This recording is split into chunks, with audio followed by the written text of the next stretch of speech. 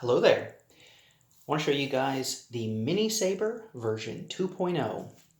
So I recently shared a basically modification that I was using just with an extra pommel, an extension, a pommel emitter and an extension to make a small little Shoto lightsaber dagger. And so let's break this apart. So of course we've got our blade. We've got our emitter, and of course in that's where you're going to see the flashlight. I actually got this flashlight at a dollar store, and it simply runs on 3 AAA batteries.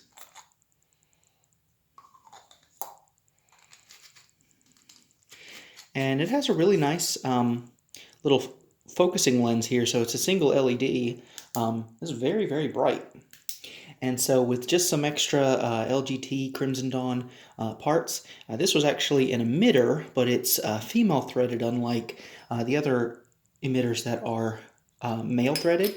And I did that simply so that instead of having a closed pommel, I wanted something that was open, because the switch in this case is on the bottom. So all I do is I put the flashlight just about to there, and then I use these screws here just to keep it in place. If you'll notice, I also put some electric tape here. And that electric tape just kind of creates a little bit of a cushion, because this is a metal flashlight inside the aluminum on the inside there, and it is slightly smaller than the 1-inch inner diameter. So that little bit of electric tape just allows it to be a nice cushion so it's not rattling, and then I just kind of use these screws here just to keep it from falling out.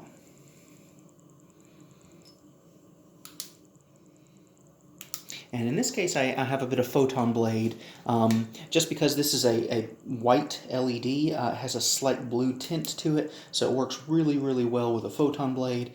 If I was just to put a regular bit of blade tubing in here, it would be just white. Now, I want to give you guys a quick comparison.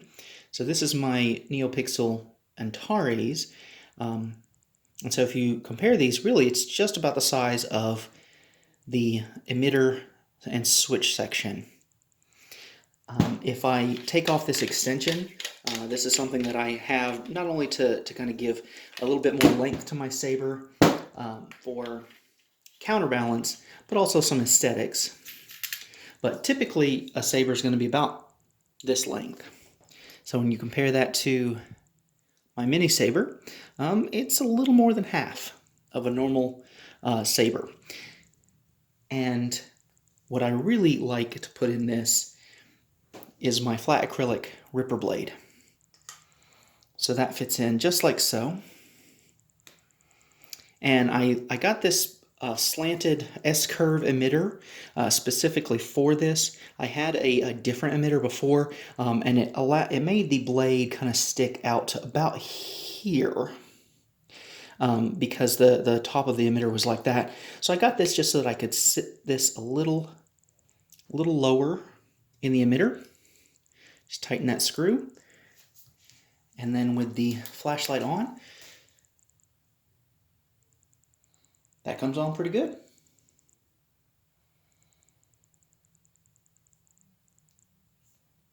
A good one-handed little Shoto saber. And that is my mini saber 2.0. Hope you enjoy.